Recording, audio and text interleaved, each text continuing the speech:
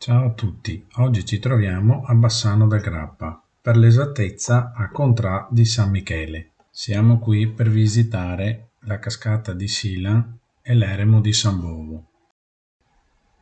Noi abbiamo preso questa stradina dietro la pizzeria L'Alpino a piedi per poi imboccare il sentiero che ci porterà alla cascata.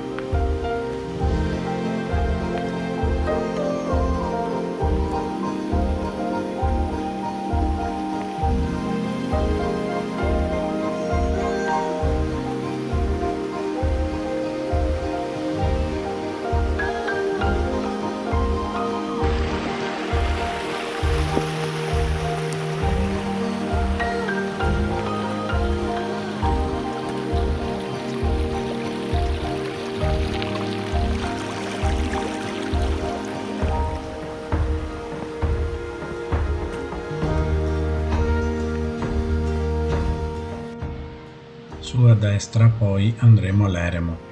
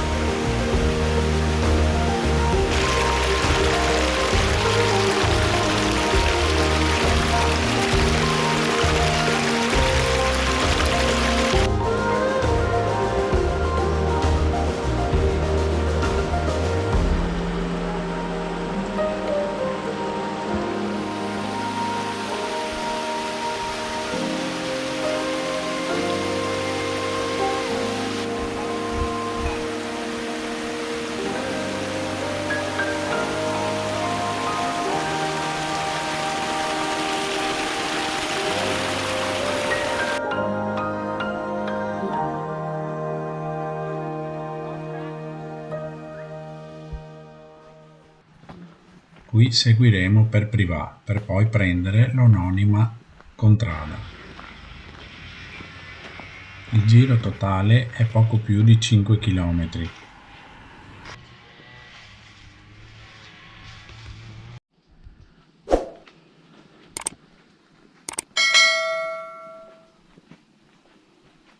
E poco prima di Privà troveremo queste indicazioni.